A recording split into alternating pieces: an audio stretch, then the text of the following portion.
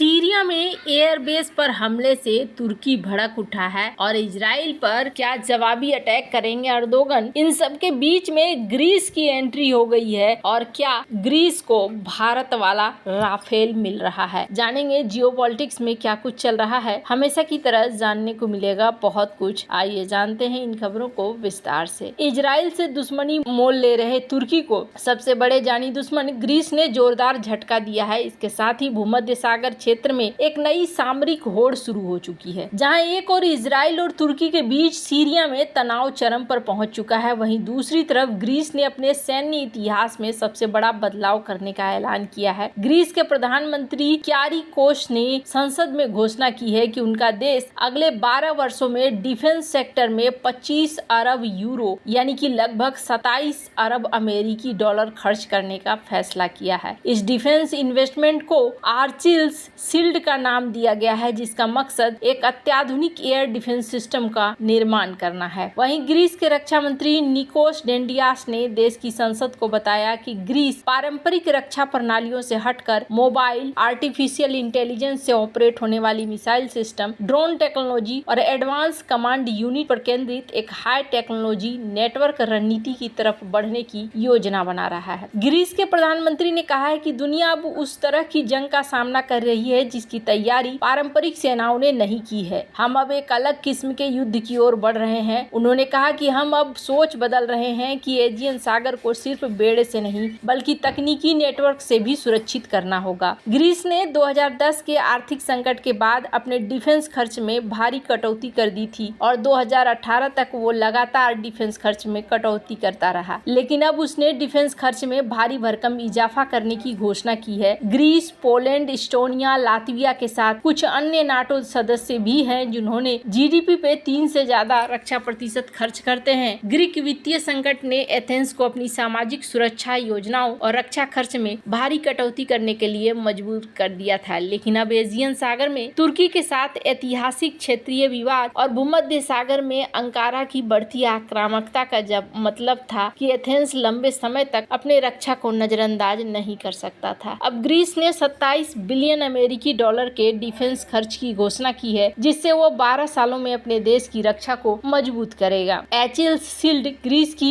सबसे महत्वाकांक्षी रक्षा परियोजना है, जिसमें मल्टी लेयर सुरक्षा प्रणाली विकसित की जाएगी। ये प्रणाली missile, ballistic aircraft, ship, submarine और ड्रोन जैसे खतरों से देश का बचाव करेगी। इस प्रोजेक्ट पर करीब 2.8 अरब यूरो खर्च किए जाएंगे। इस प्रोजेक्ट को 2027 तक ऑपरेशनल करने का लक्ष्य रखा गया है। ग्रीस इसके लिए इजराइल से बातचीत कर रहा है। मित्सोताकिस ने संसद में कहा है कि ग्रीस के पास पहले से ही अमेरिकी पैट्रियट मिसाइल सिस्टम है, लेकिन नई मांगों को देखते हुए इजराइल ने मिलिट्री सहयोग की उम्मीद की जा रही है। ग्रीक मीडिया रिपोर्ट से पता चलता है कि एथेंस डिफेंसिव डोम हासिल करने के लिए इजराइल के साथ बातचीत कर रहा है। प्रधानमंत्री ने संसद में अपने भाषण के दौरान मिसाइल रोधी क्षमताओं को बढ़ाने में इजराइल को एक रणनीतिक साझेदार बताया है। उन्होंने कहा कि ग्रीस के पास पैट्रियट सिस्टम है, लेकिन मौजूदा मांग की वजह से 4 से 5 साल में एक नई प्रणाली की जरूरत हो सकती है। ग्रीस की मीडिया रिपोर्ट से पता चलता है कि Greece Israeli Barak air defence system खरीदने के लिए काफी तेजी से कोशिश कर रहा है। अगर दोनों देशों में सहमति बन जाती है तो ग्रीस बराक से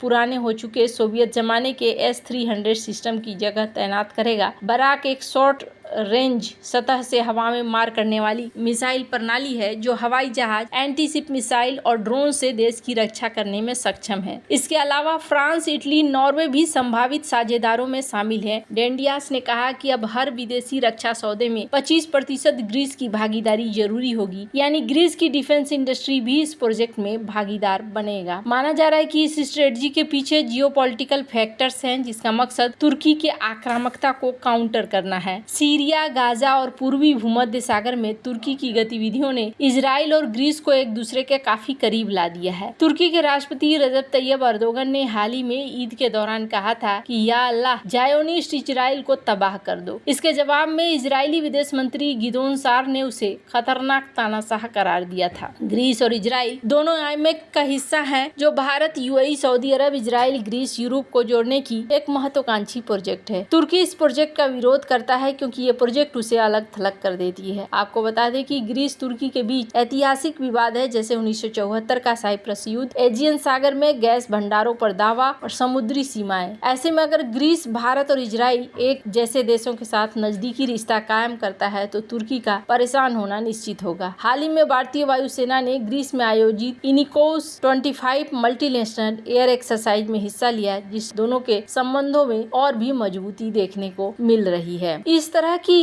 रक्षा परियोजना पहले भी देखने को मिली है, जो अब यहाँ पर किया जा रहा है। शील्ड ऑफ अकिलीज परियोजना पड़ोसी देश तुर्की की चिंता के विषय में बनाया गया है। और सबसे बड़ी चीज ये देखने को मिल रही है, इंटेलिजेंस ऑनलाइन एक आर्टिकल है, स्क्रीन पर आप देख सकते हैं। भारत फ्रांस के बीच रक्षा सहयोग में एक नया आयाम जुड़ा है। कहा जा रहा है ग्रीस को बेचे गए दसोल्ट एविएशन के राफेल लड़ाकू विमानों में भारतीय रक्षा तकनीक को शामिल किया गया है। ये भारत के रक्षा क्षेत्र में बढ़ती तकनीकी क्षमता और अंतर्राष्ट्रीय सहयोग का एक बहुत महत्वपूर्ण उदाहरण है। कहा जा रहा है कि नई दिल्ली ने अभी तक राफेल मरीन लड़ाकू विमान के एक बैच के लिए औपचारिक ऑर्डर पर हस्ताक्षर नहीं किए हैं, लेकिन एक भारतीय इलेक्ट्रॉनिक युद्ध समूह पहले से ही अनुवर्ती अनुबंधों का हिस्सा बनने की तैयारी कर रहा है। इस समूह का मालिक फ्रांसीसी रक्षा कंपनियों के एक पूर्व संपर्क है, जिसके नई दिल्ली में प्रमुख कनेक्शन है। माना जा रहा है कि आत्मनिर्भरता और वैश्विक रक्षा बाजार में उसकी बढ़ती भूमिका को दिखलाता है। राफेल विमानों में भारतीय तकनीक का समावेश एक महत्वपूर्ण कदम है, क्योंकि भारत की स्वदेशी रक्षा तकनीक को अंतर्राष्ट्रीय मंच पर मान्यता देता है। ग्रीस को बेचे गए राफेल विमानों में भारतीय इलेक्ट्रॉनिक युद्ध प्रणाली यानी कि इलेक्ट्रॉनिक वॉरफेयर सिस्टम को शामिल किया गया है, जो विमान के लड़ाकू क्षमता को बढ़ाने में मदद करती है। यह सहयोग भारत और फ्रांस के बीच रक्षा संबंधों को मजबूत करता है, जो साल 2016 में भारत द्वारा 36 राफेल विमानों के बाद और गहरा हुआ है। इसके अलावा ये कदम भारत के मेक इन इंडिया और आत्मनिर्भर पहल का हिस्सा है, जिसके तहत भारत ने न केवल अपनी रक्षा जरूरतों को पूरा करना चाहता है, बल्कि वैश्विक रक्षा आपूर्ति श्रृंखला में भी योगदान देना चाहता है। ग्रीस, जो कि एक नाटो सदस्य है, इन विमानों का उपयोग अपनी रक्षा क्षमताओं को मजबूत करने के लिए करेगा और इसमें भारतीय टेक्नोलॉजी का योगदान भारत के लिए गर्व की बात है। यह सहयोग भारत, फ्रांस और ग्रीस के बीच त्रिपक्षीय रक्षा साझेदारी को